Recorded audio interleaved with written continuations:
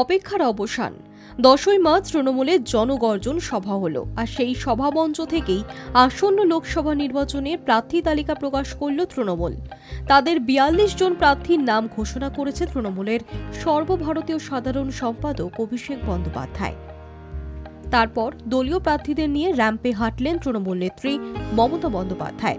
42টি আসনে কোন কোন জায়গায় কাকে প্রার্থী করা হলো দেখে নেওয়া যাক।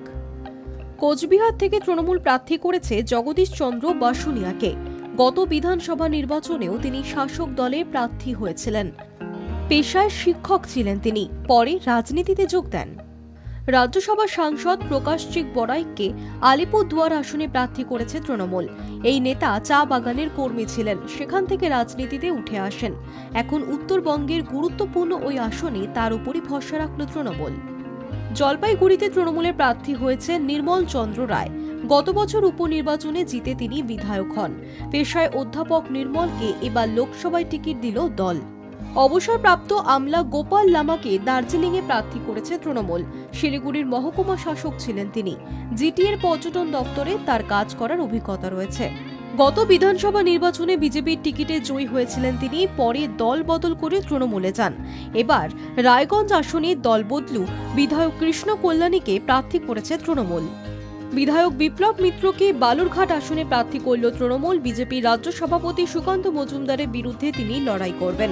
পেশায় আইনজীবী ছিলেন বিপ্লব, পরে রাজনীতিতে যোগ দেন তিনি।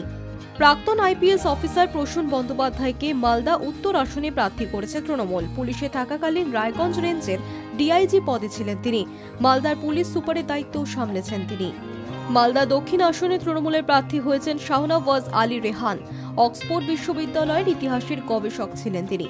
সাংবাদিক হিসেবেও কিছুদিন কাজ করেছেন তিনি। জঙ্গিপুর আসনে খলিলুর রহমানকে আবারও টিকিট দিল তৃণমূল। গত লোকসভা নির্বাচনে জয়ী হয়েছিলেন তিনি, আবারও তার উপর আস্থা রাখল দল। ক্রিকেটার ইউসুফ পাঠানকে বহরমপুর আসনে প্রার্থী করল দল। ক্রিকেটে অলরাউন্ডার হিসেবে পরিচিত তিনি। আইপিএলে কলকাতা নাইট রাইডার্সের হয়ে খেলেছেন তিনি। এবার তাকেই কংগ্রেস নেতা অধীর চৌধুরীর মুখোমুখি দাঁড় করালো দল।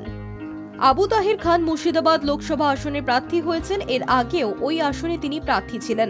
গত লোকসভা ভোটে ভালো ভোটের ব্যবধানে জয়ী হয়েছিলেন আবু তাহের। বারবার শিরোনামে উঠে এসেছেন তিনি। তার সাংসদ পদও খারিজ করা হয়েছে, তবুও তাকেই বেছে নিল দল। কৃষ্ণনগর থেকে মহুয়া বৈত্রকে আবারও টিকিট দিল তৃণমূল। সম্প্রতি বিজেপি ছেড়ে তৃণমূলে যোগ দিয়েছেন তিনি। মুকুটমণি অধিকারীকে রানাঘাট আসন থেকে প্রার্থী করল দল। বিধানসভা ভোটে বিজেপির টিকিটে জিতে তৃণমূলে যোগ দেন। বনগাঁ আসনে বিধায়ক বিশ্বজিৎ দাসকে প্রার্থী করল দল। ওই আসনে তার প্রতিদ্বন্দ্বী বিজেপি প্রার্থী শান্তনু ঠাকুর। তিনি অভিনেতা, নেতা, মন্ত্রীও বটে। ব্যারাকপুর লোকসভা আসনে রাজ্যের মন্ত্রী পার্থ ভৌমিককে প্রার্থী করল তৃণমূল। সাংসদ অর্জুন সিং বিজেপি ছেড়ে তৃণমূলে যোগ দেন, তাকে এবার টিকিট দিলেন না মুখ্যমন্ত্রী। দমদম আসনে আবারও সৌগত রায়কে প্রার্থী করল তৃণমূল। এর আগেও তৃণমূলের টিকিটে জয়ী হয়েছিলেন প্রাক্তন অধ্যাপক। বর্ষিয়ান ওই নেতাকে আবারও বেছে নিল শাসক দল। গতবারের মতো এবারও বারাসত আসনে কাকলি ঘোষ দস্তিদারকে প্রার্থী করেছে তৃণমূল। পেশায় চিকিৎসক কাকলি ঘোষ দস্তিদার এর আগেও জিতে সাংসদ হয়েছেন। আবারও তাকে সংসদে পাঠানোর জন্য প্রার্থী করল তার দল। বসিরহাট আসনে প্রার্থী করেছে তৃণমূল। অভিনেত্রী নুসরাত জাহানকে টিকিট দেয়নি এবার তৃণমূল। তার পরিবর্তে এবার ঘাসফুল শিবিরে প্রার্থী হলেন বিধায়ক হাজি নুরুল ইসলাম। জয়নগরে পুরনো মুখের উপর ভরসা রাখল তৃণমূল। সেখানে আবারও প্রার্থী হয়েছেন প্রতিমা মণ্ডল। এর আগে তিনি জিতে সাংসদ হয়েছেন। মথুরাপুর আসনে নতুন মুখ নিয়ে এসেছে তৃণমূল। সেখানে প্রার্থী হয়েছেন বাপি হালদার। দক্ষিণ 24 পরগনার জেলা পরিষদের খাদ্য কর্মাধ্যক্ষ পদে রয়েছেন তিনি। গত বছর সুন্দরবন সাংগঠনিক জেলা যুব তৃণমূলের সভাপতি হন বাপি হালদার। ডায়মন্ড হারবার আসনে তৃণমূলের প্রার্থী হয়েছেন দলের সর্বভারতীয় সাধারণ সম্পাদক অভিষেক বন্দ্যোপাধ্যায়। এর আগে ওই আসনে দুবার জয়ী হয়েছেন তিনি।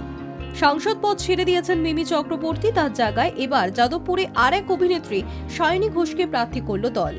দক্ষিণ কলকাতায় আবার মালা রায়কে প্রার্থী করল তৃণমূল। ওই আসনে বেশ কয়েকবারের সাংসদ তিনি। আবারও তিনি ঘাসফুলের টিকিট পেলেন।